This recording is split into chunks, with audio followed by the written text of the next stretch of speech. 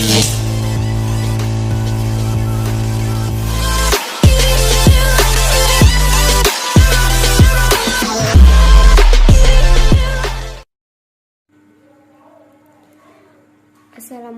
warahmatullahi wabarakatuh. Perkenalkan, saya dengan Fitria Handayani dari Prodi D3 Kebidanan semester 3.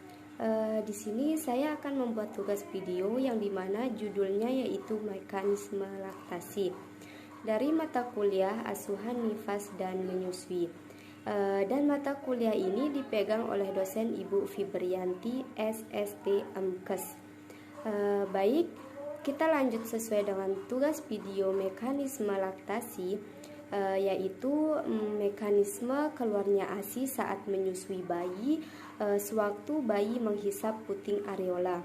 Maka ujung saraf sensoris yang terdapat pada puting susu terangsang, rangsangan akan dikirim ke otak atau hipotalamus yang akan memacu keluarnya hormon prolaktin, yang kemudian akan merangsang sel-sel payudara untuk memproduksi ASI. Manfaat ASI bagi bayi yaitu yang pertama, menciptakan rasa nyaman dan aman ketika bersama ibu. Yang kedua, mengandung gizi yang cukup dan sesuai untuk bayi. Yang ketiga, mengandung zat pelindung terhadap infeksi.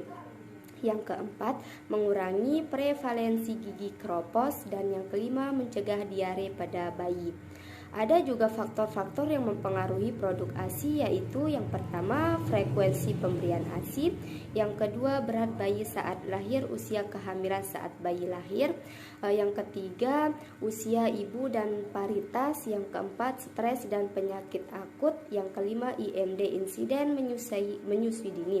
Yang keenam, perawatan payudara. Yang ketujuh, penggunaan alat kontrasepsi. Dan kedelapan, status gizi. Mungkin ada juga yang bertanya, mengapa stres bisa menghambat ASI?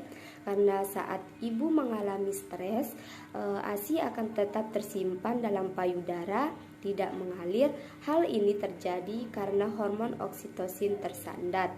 Untuk itu, ibu yang menyusui harus dalam keadaan rileks, tenang, dan santai. Ada juga langkah yang dapat menuntun ibu agar sukses menyusui secara eksklusif selama 6 bulan pertama. Antara lain, 1. Biarkan bayi menyusu segera mungkin setelah bayi lahir, terutama dalam 1 jam pertama, atau inisiasi dini. Karena bayi baru lahir sangat aktif dan tanggap dalam 1 jam pertama, dan setelah itu akan mengantuk dan tertidur.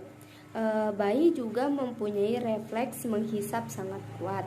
Yang kedua, yakinkan bahwa hanya ASI makanan pertama dan satu-satunya bagi bayi Anda. Tidak ada makanan atau cairan lain seperti gula, air, susu formula yang diberikan karena akan menghambat keberhasilan proses menyusui. Makanan atau cairan lain akan mengganggu produksi dan suplai ASI, menciptakan bingung puting, serta meningkatkan risiko infeksi. Yang ketiga, susui bayi sesuai kebutuhannya sampai puas. Bila bayi puas, maka ia akan melepaskan puting dengan sendirinya. Ada juga manfaat dari IMD. Nah, ini manfaatnya yaitu yang pertama, dapat mensukseskan ASI eksklusif. Yang kedua, menambah kekebalan tubuh bayi karena terjadi perpindahan bakteri baik ibu pada bayi. Yang ketiga, ikatan kasih sayang ibu dan bayi semakin kuat. Yang keempat, bayi mendapatkan kolostrum atau ASI yang pertama kali keluar. Selanjutnya, di sini pada gambar ini yang dimana tanda posisi yang tepat saat menyusui yaitu yang pertama, kepala ibu dan bayi dalam satu garis lurus. Yang kedua, seluruh badan bayi ditopang. Yang ketiga, bayi dipegang dekat dengan badan ibu. Yang keempat, lalu bayi mendekat pada payudara ibu. Kemudian ini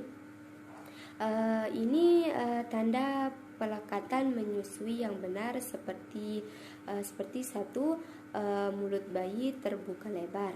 Yang kedua, bayi menyusu pada bagian areola payudara, bagian yang berwarna gelap, bukan hanya pada puting. Seperti yang digambar, ada tanda benar dan salahnya ketika melakukan pelekatan menyusui itu bagaimana. Selanjutnya yang ketiga, dagu bayi menempel pada payudara ibu, hidung menghadap ke atas, dan kemudian yang keempat, suara bayi terdengar pelan.